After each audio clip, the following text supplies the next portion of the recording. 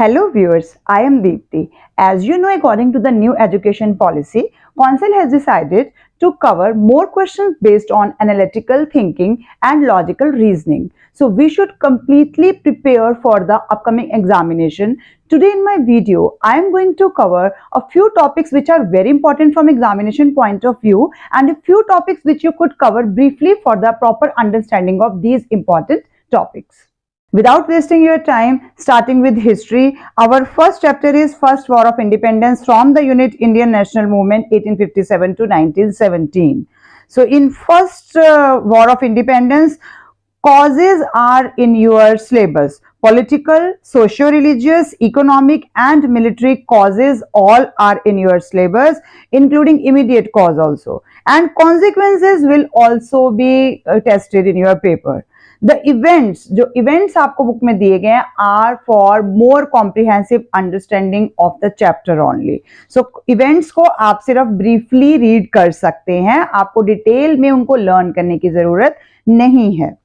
Next इसमें आता है हमारा B, factors leading to the growth of nationalism, जिसमें हम इकोनॉमिक एक्सप्लोइटेशन, इस चैप्टर में कुछ भी नहीं है जो हमें ब्रीफली करना है, जितना दिया गया है वो अच्छे से करना है. Economic exploitation, repressive colonial policies, socio religious reform, reform movement में हमारा brief mention contribution of Raja Ram Mohan Roy and Jyotiba Phule का आएगा. रोल ऑफ प्रेस है, ये आपने अच्छे से करना है. कॉन्ट्रीब्यूशंस में ये कहते तो हैं कि ब्रीफ मेंशन है कॉन्ट्रीब्यूशन का, बट कॉन्ट्रीब्यूशंस हमें अच्छे से कवर करने चाहिए क्योंकि उन पे बेस्ड एमसीक्यू भी हमें पेपर में आते हैं. नेक्स्ट इसी में आता है foundation of Indian national Congress, Indian national association जो इनकी फोर रनर्स थी. इंडियन नेशनल एसोसिएशन में जो सुरेंद्रनाथ बनर्जी ने फॉर्म की है, ईस्ट इंडिया एसोसिएशन जो दादा भाई नौरोजी ने फॉर्म की है, ये प्रीकर्सर्स हैं, ये हमने रीड करने हैं.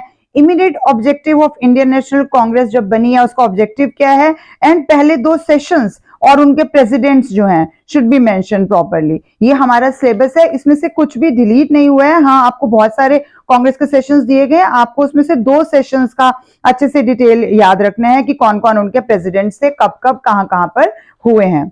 इसके बाद आते हैं हम first phase of Indian national movement. इसमें इंपॉर्टेंट टॉपिक्स में हम कवर करेंगे objectives and methods, objectives and methods of struggle of early nationalist. ये हमने कवर करना है. क्या इसमें हमें कवर नहीं करना है या ब्रीफली करना है, वो है beliefs, demands, achievements and criticism are just for your understanding. यानी कि बिलीफ, डिमांड, अचीवमेंट और क्रिटिसिज्म जो दिए गए हैं आपकी बुक में वो सिर्फ आपकी कॉम्प्रिहेंसिव स्टडी के लिए हैं. आपको पेपर में ऑब्जेक्टिव और मेथड ऑफ स्ट्रगल ही पूछे जाएंगे. और इनमें कॉन्ट्रीब्यूशंस में एनी टू कॉन्ट्रीब्यूशंस ऑफ दादा भाई नौरोजी, सुरेंद्रनाथ बनर्जी एंड गोपाल कृष्ण गोखले. अब यहां पर लिखा तो गया है टू, पर मेरी सजेशन है कि आप सारी कॉन्ट्रीब्यूशंस अच्छे से करिए क्योंकि उसमें से आपको एमसीक्यू बेस्ड क्वेश्चंस भी आते हैं. इनके ऊपर मेरी सारी वीडियोस बनी हुई हैं हिस्ट्री के चैप्टर्स पे, चैप्टर वाइज एमसीक्यू वीडियोस हैं. जब आपकी रिवीजन पूरी हो जाएगी तो आप वहां से भी एक फुल रिवीजन ले सकते हैं.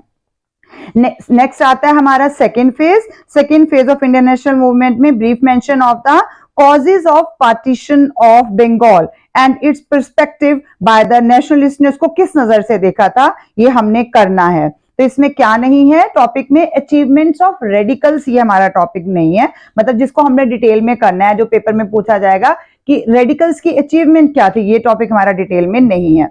इसके अलावा event leading to the formation of Muslim League, Muslim League के लिए कौन कौन से इवेंट्स थे वो हमने नहीं करने लीडिंग टू द फॉर्मेशन, वो ज्यादा अच्छे से करने की जरूरत नहीं है, सिर्फ ब्रीफली आप पढ़ सकते हैं.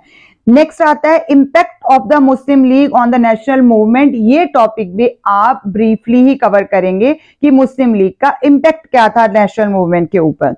इसके अलावा brief mention of Surat split, ये हमने अच्छे से करना है 1907 का क्योंकि ये बहुत इंपॉर्टेंट टॉपिक है. Objectives and methods of struggle of radicals हमने करने हैं. ऑब्जेक्टिव्स क्या है, मेथड्स क्या है, ये हमने अच्छे से करने हैं. सिर्फ अचीवमेंट्स के रेडिकल्स के बारे में हमने ज्यादा डिटेल में नहीं करना है. एनी टू कॉन्ट्रीब्यूशन ऑफ बाल गंगाधर तिलक, बिपिन चंद्र पाल एंड लाला लाजपत राय, फिर से दो लिखा गया है लेकिन कॉन्ट्रीब्यूशंस आप जितनी दी गई हैं सारे कीजिए. मुस्लिम लीग का मैंने अभी आपको बताया, मुस्लिम लीग में event leading to the formation and impact of Muslim League on the national movement, ये दो टॉपिक हम ब्रीफली कवर कर सकते हैं क्योंकि मुस्लिम लीग के साथ जुड़ा हुआ क्वेश्चन जो है वो factors leading to the formation of Muslim League पे आएगा. कौन कौन से फैक्टर्स हैं जिनकी वजह से मुस्लिम लीग बनी है, इवेंट्स नहीं। तो फैक्टर्स को आपने डिटेल में कवर करना है, इवेंट्स को आपने सिर्फ ब्रीफली कवर करना है। एंड ऑब्जेक्टिव्स ऑब्वियसली वो बहुत इंपॉर्टेंट है, तो ऑब्जेक्टिव्स तो आपने करना है। Brief mention of the significance of the Lucknow pact, ये बहुत इंपॉर्टेंट टॉपिक है। जो 1916 का लखनऊ पैक्ट है उसकी इंपॉर्टेंस क्या है, उसकी सिग्निफिकेंस क्या है, ये हमने पूरा अच्छे से टॉपिक कवर करना है। लखनऊ पैक्ट से related topic, circumstances leading to Lucknow pact and term of Lucknow pact, ये टॉपिक आप सिर्फ ब्रीफली कवर कर सकते हैं, क्योंकि सर्कमस्टांसेस के क्वेश्चन नहीं है और टर्म्स जो है लखनऊ पैक्ट की वो भी आपके डिटेल में नहीं है। सिर्फ सिग्निफिकेंस को आपने डिटेल में कवर करना है। सर्कमस्टांसेस लीडिंग और टर्म्स ऑफ लखनऊ पैक्ट ये आप ब्रीफली कवर कर सकते हैं। Now coming to mass phase of the national movement. तो mass phase of the national movement में वैसे बहुत ही कम टॉपिक है जो नहीं हमने डिटेल में कवर करना, फिर भी हम अंदर से देखने की कोशिश कर रहे हैं। महात्मा गांधी का नॉन कॉपरेशन मूवमेंट, यहां से हमारा चैप्टर स्टार्ट नहीं हो रहा है। अगर आप बुक की बात करेंगे तो आपके पास स्टार्टिंग में इनकी अर्ली लाइफ दी गई है। तो early life and struggles of Champaran, Kheda and Ahmedabad, ये सिर्फ हम ब्रीफली कवर कर सकते हैं क्योंकि इन पे बेस्ड क्वेश्चंस डायरेक्टली नहीं आएंगे। अर्ली लाइफ महात्मा गांधी की और struggle of Champaran, Kheda and Ahmedabad. इसके अलावा आपके पास महात्मा गांधी के जो क्वेश्चन है वो नॉन कॉपरेशन मूवमेंट का है, जिसमें कॉजेस तो बहुत इंपॉर्टेंट हैं। कॉजेज में आपका रॉलेट एक्ट है, जलियांवाला बाग में मैसेकर है, और सस्पेंशन कब हुआ इसका, खिलाफत मूवमेंट है, ये भी एक कॉजेज है। ये सारे इंपॉर्टेंट है। सस्पेंशन क्यों हुआ, चौरी चौरा का इंसिडेंट और इंपैक्ट ऑफ द मूवमेंट, ये सब टॉपिक हमने बहुत डिटेल में कवर करने हैं। ये है हमारे सिलेबस में और बहुत इंपॉर्टेंट है। अगर हमने कवर कुछ नहीं करना तो मैंने अभी बोला जो चंपारण, खेड़ा और अहमदाबाद ये तीनों हैं, ये हम डिटेल में नहीं करेंगे। और इसके अलावा activities during non cooperation movement, जो उस समय की एक्टिविटीज थी उनको हम सिर्फ ब्रीफली कवर करेंगे, इसमें ज्यादा डिटेल में जाने की जरूरत नहीं है। और नेक्स्ट टॉपिक आता है हमारा सेकेंड, जो उनका सिविल डिसोबीडियंस मूवमेंट है, उसमें हमने कॉजेज करने हैं। कॉजेज में reaction to the Simon Commission बहुत इंपॉर्टेंट है, और declaration of Purna Swaraj at the Lahore session of 1929, ये हमने अच्छे से कवर करना है। जो टॉपिक नहीं है वो हमारे पास यहाँ आता है नेहरू रिपोर्ट के बारे में और फर्स्ट और थर्ड राउंड टेबल कॉन्फ्रेंस के बारे में। फर्स्ट और third round table conference detail में कवर करने की जरूरत नहीं है। सेकेंड राउंड टेबल कॉन्फ्रेंस बहुत इंपॉर्टेंट है, प्लस यहाँ पर पूना पैक्ट को भी हम सिर्फ ब्रीफली थोड़ा सा ही दिया गया है, वो भी इग्नोर कर सकते हैं या ब्रीफली कवर कर सकते हैं। और contribution of doctor B.R. Ambedkar, ये भी हमारा टॉपिक जो है वो बहुत आप ब्रीफली कवर करिए, या इस पे हमारे को डिटेल में जाने की जरूरत नहीं है, मैं यूं कह सकती हूँ। बाकी इसमें डिटेल में जाना पड़ेगा। जो टॉपिक है वो है हमारा Dandi march, programme and impact of movement, Gandhi Irwin pact, second round table conference, quit India movement. Causes में हमारे पास आएगा failure of Cripps mission and Japanese threat. तो आप देख रहे हैं उन्होंने कॉजेज तक पूरा डिटेल में हमारे को सिलेबस में बताए हैं, तो उन्हीं कॉजेज पे हम ज्यादा पूरा फोकस रखेंगे। इसके अलावा क्विट इंडिया रेजोल्यूशन क्या है और सिग्निफिकेंस ऑफ द मूवमेंट क्या है। क्विट इंडिया में सिग्निफिकेंस तो आपको पता ही है, हर एक जो भी हमारे जितने भी स्ट्रगल्स हैं वो हमने अच्छे से करने हैं। इसमें क्या डिटेल में नहीं करना वो है event leading to quit India movement and August offer. जो इवेंट है क्विट इंडिया मूवमेंट के लिए उनको आप सिर्फ ब्रीफली कवर कीजिए, और अगस्त ऑफर को भी आप ब्रीफली कवर कर सकते हैं। Next topic from the mass phase of national movement is related with forward bloc. Forward bloc, उसके objectives they are much more important than your expectation, आपने अच्छे से कवर करने हैं।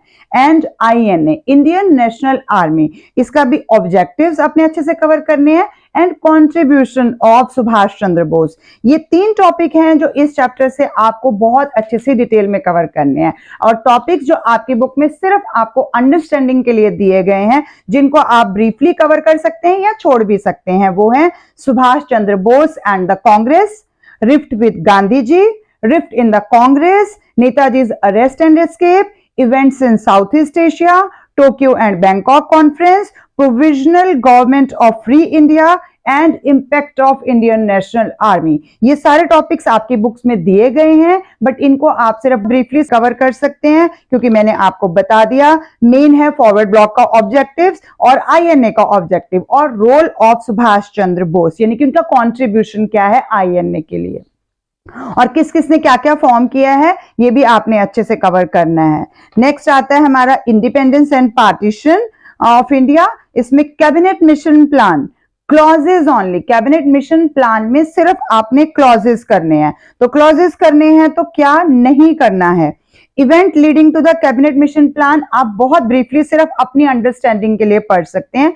Event leading to the cabinet mission plan and reaction to the cabinet mission plan, क्या reaction है, क्या events हैं, ये सिर्फ ब्रीफली करना है। इसके अलावा conflict between Congress and Muslim league, ये भी ब्रीफली करना है। Independence bye an act of legislation, ये भी आपकी सिर्फ अंडरस्टैंडिंग के लिए ही टॉपिक दिया गया है, इसको भी आप लास्ट में एंड में दिया गया, इसको भी आपने थोड़ा सा कवर करना है। लेकिन जो सबसे इंपॉर्टेंट टॉपिक है इस चैप्टर का वो है माउंटबेटन प्लान। माउंटबेटन प्लान, उसके क्लॉजेस क्या हैं, उसकी एक्सेप्टेंस क्या है, क्यों उसको सबने एक्सेप्ट कर लिया था, ये शॉर्ट शॉर्ट क्वेश्चन में से है पेपर के।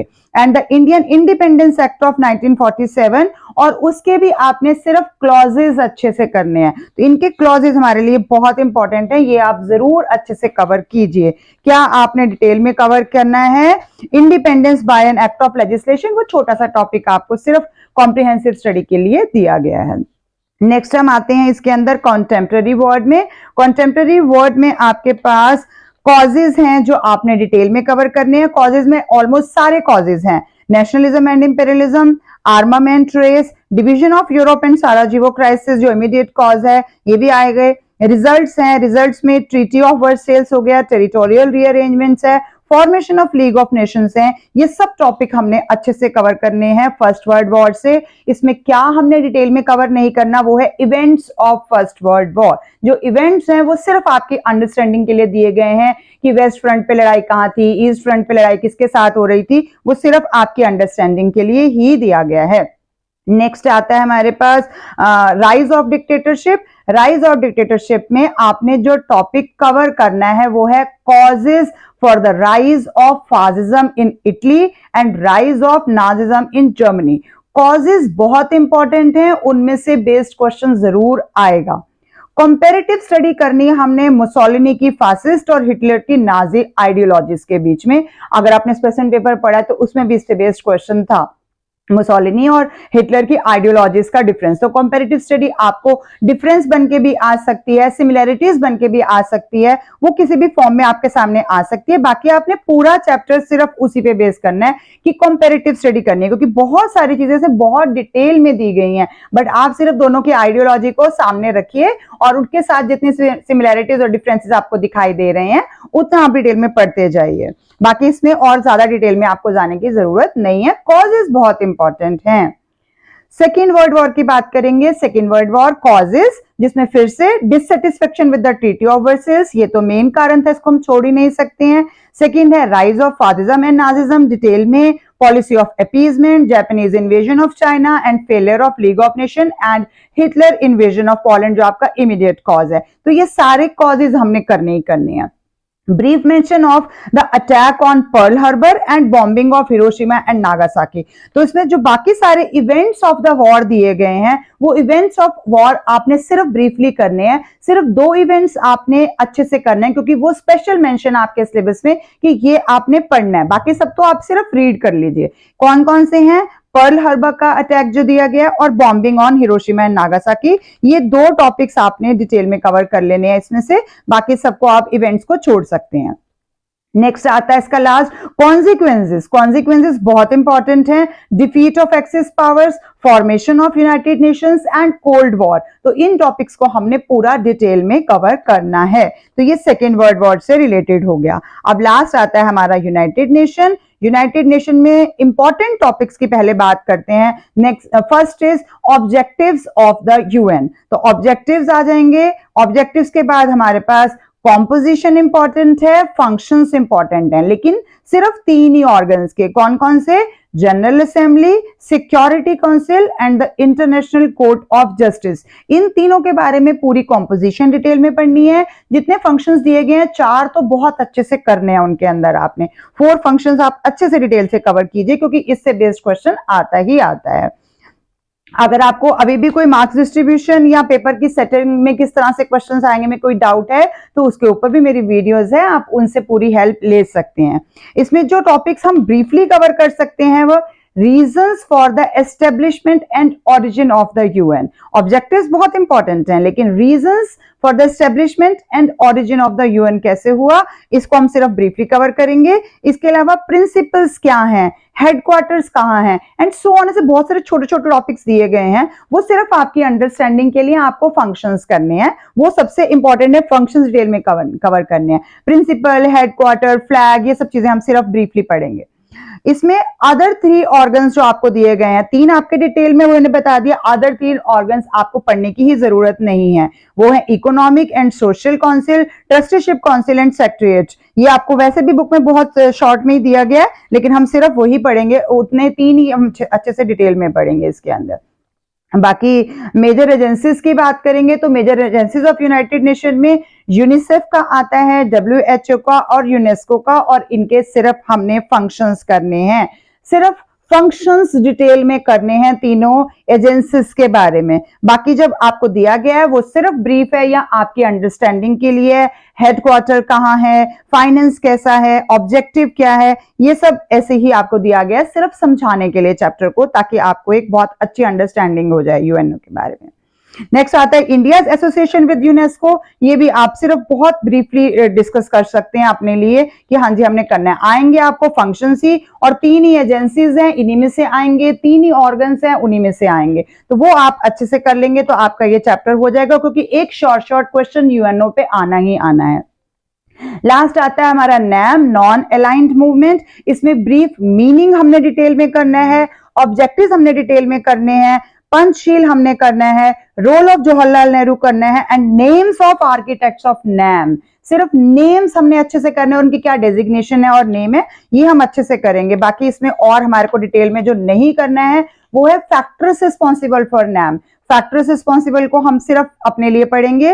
ओनली नेम्स ऑफ आर्किटेक्ट हमारे सिलेबस में, उनकी जो डिटेल दी गई है उसको आप इग्नोर कर सकते हैं, सिर्फ वो कौन से कंट्री के और उनकी क्या डेजिग्नेशन है, प्रेसिडेंट है, प्राइम मिनिस्टर है, उतना आपको लर्न रखना है। इसके अलावा achievements and future of NAM, ये सब हमारे सिलेबस में नहीं है, ये सिर्फ आपकी अंडरस्टैंडिंग के लिए। Achievements and future of NAM ये आपकी सिर्फ ब्रीफ अंडरस्टैंडिंग के लिए है।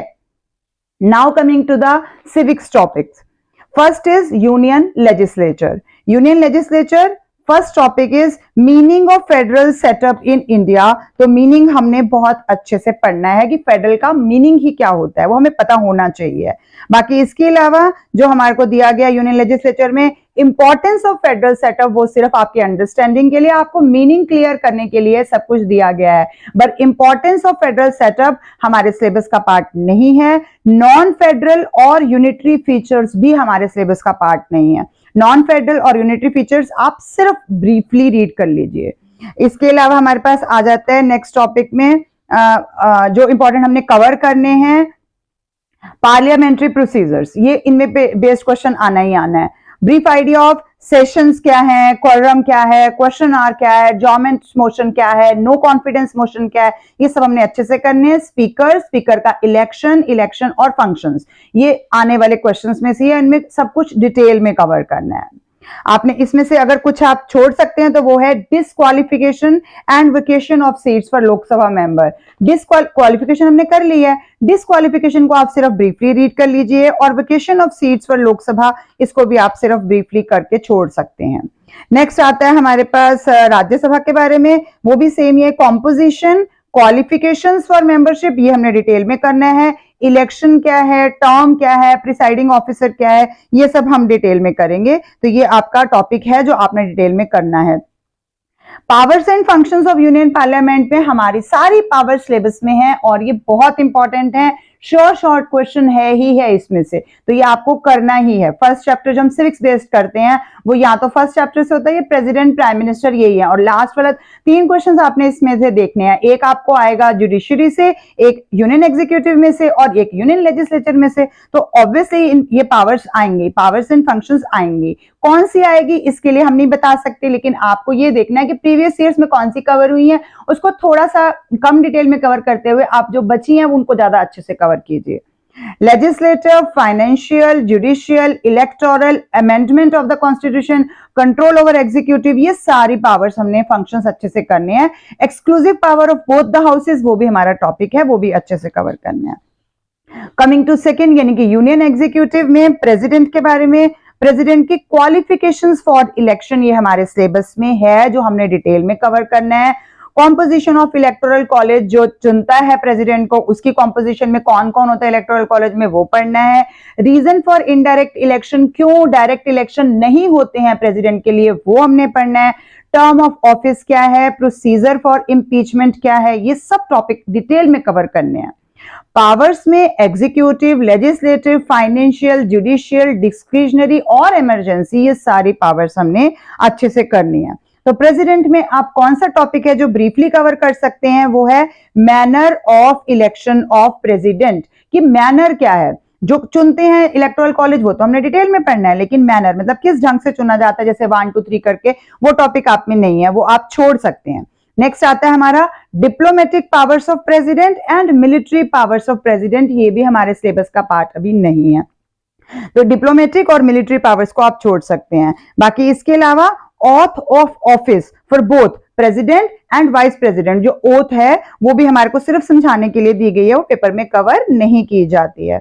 तो ये हमने पढ़ा प्रेसिडेंट के बारे में। वाइस प्रेसिडेंट में हमारी क्वालिफिकेशंस फॉर इलेक्शन है, टर्म ऑफ ऑफिस है एंड पावर्स हैं, तो ये तो हमने करना ही है वाइस प्रेसिडेंट के बारे में, ये पूरा ही हमारे को आता है। प्राइम मिनिस्टर की बात करेंगे तो कोई भी टॉपिक डिलीटेड नहीं है, ये पूरा चैप्टर हमने बहुत डिटेल में करना है। इनफैक्ट ये एक शॉर्ट क्वेश्चन है आपके पेपर का, जो आएगा ही आएगा। हाँ, ये हो सकता है कि वो प्रेसिडेंट के साथ मिक्स होकर आ जाएगा, कि उसका कोई पार्ट हो जाएगा, अदरवाइज प्राइम मिनिस्टर पे बेस्ड पूरा क्वेश्चन होता है 10 मार्क्स का।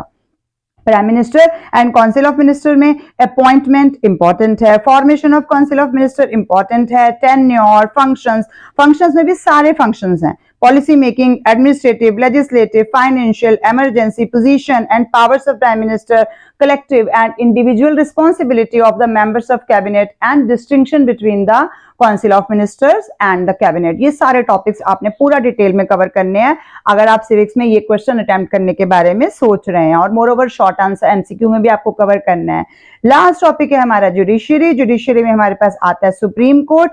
सुप्रीम कोर्ट में हमारा पहला ही स्टार्ट हो रहा है कॉम्पोजिशन, तो जो उसके स्टार्टिंग में दिया गया वो सब आपकी कॉम्प्रिहेंसिव स्टडी के लिए है, यानी आप सिर्फ उसको अपने लिए समझ लीजिए, जिसको हम कहते हैं कि सेल्फ एक्सप्लेनेटरी, तो थोड़ा सा ही आप अपने लिए उसको पढ़ लीजिए। Need for single integrated system, ये हम सिर्फ ब्रीफली अपने लिए पढ़ रहे हैं। Need for a single integrated system, appointment of ad hoc जजेस and administrative and supervisory function, ये सब हमारा सिर्फ ब्रीफली, या फिर आप चाहें तो छोड़ भी सकते हैं। अपॉइंटमेंट ऑफ एड हॉक जजेस and administrative and supervisory functions, तो ये हमारे को इसमें यहाँ पर ब्रीफली कवर करना है, क्योंकि सुप्रीम कोर्ट में कवर करने के लिए बहुत सारे इंपॉर्टेंट टॉपिक्स ऑलरेडी हैं। कॉम्पोजिशन डिटेल में, क्वालिफिकेशन ऑफ जजेस, appointment, independence of judiciary from the control of executive and legislature, बहुत सारे पॉइंट्स हैं करने हैं। जुरिस्डिक्शन एंड फंक्शंस में original, appellate, advisory, revisory, judicial review, court of record, enforcement of fundamental rights and writs, ये सारे topics हमने detail में कवर करने हैं, कोई भी टॉपिक नहीं छोड़ना।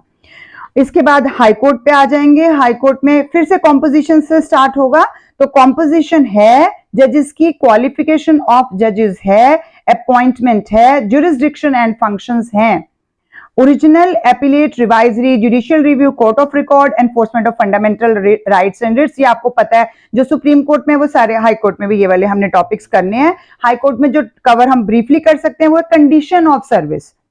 कंडीशन ऑफ सर्विस में क्या क्या दिए गए हैं, बहुत सारे पॉइंट्स हैं आपके बुक में, retirement, removal, transfer, salaries, restriction on practice etcetera, ये सब हमें डिटेल में कवर करने की जरूरत नहीं है, या आप छोड़ भी सकते हैं।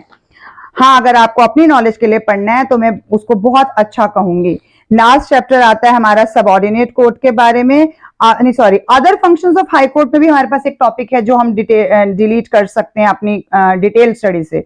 Other functions of high court में हमारे पास सुपरिटेंडेंस केस में आता है और एडमिनिस्ट्रेटिव फंक्शंस आते हैं, जिनको हम ब्रीफली पढ़े या फिर छोड़ सकते हैं। इसके अलावा एक और टॉपिक है independence of the high court, वो भी आपकी सिर्फ अंडरस्टैंडिंग के लिए दिया गया है। सबऑर्डिनेट कोर्ट की बात करेंगे तो हमारे पास यहाँ एक क्वेश्चन है जो बहुत ही प्रोमिनेंट है, वो है distinction between court of district जज and session court.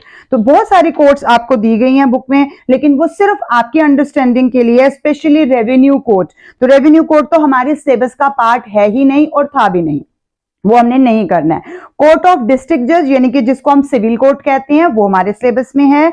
Session court जिसको हम क्रिमिनल कोर्ट कहते हैं, इनका डिफरेंस हम हर तरह से कर लेंगे क्योंकि इन पे डिफरेंस बेस्ड ही क्वेश्चंस आएंगे जिसमें आपकी अंडरस्टैंडिंग जरूरी है।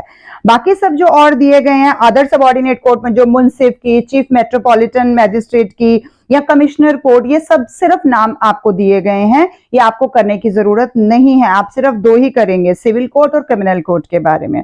इसके अलावा लोक अदालत आती है। लोक अदालत में जो हमने टॉपिक डिटेल में करना है वो है मीनिंग एंड एडवांटेजेस, और जो टॉपिक हम छोड़ सकते हैं सिर्फ अपनी अंडरस्टैंडिंग के लिए करेंगे वो है टाइप्स ऑफ लोक अदालत जो दिया गया है आपको। इसके अलावा फैमिली कोर्ट्स भी सिर्फ आपकी अंडरस्टैंडिंग के लिए दिया गया है क्योंकि सिलेबस में सिर्फ लोक अदालत है, मीनिंग्स और एडवांटेजेस है। This is the brief summary of your whole syllabus, which topic you should cover in detail and which topics you can cover in brief only for your understanding, for the whole understanding of the topic or the chapter, because you know कि history अगर आप उसको एक movie की तरह देखेंगे तो आपको सारे टॉपिक्स बहुत क्लियरली समझ में आ जाएंगे। इसीलिए मैंने नो नहीं लिखा, यहाँ पर ब्रीफली लिखा अगर आप ध्यान से वीडियो देख रहे हैं तो। Thank you for watching till the end. Keep watching, sharing and subscribe to my channel.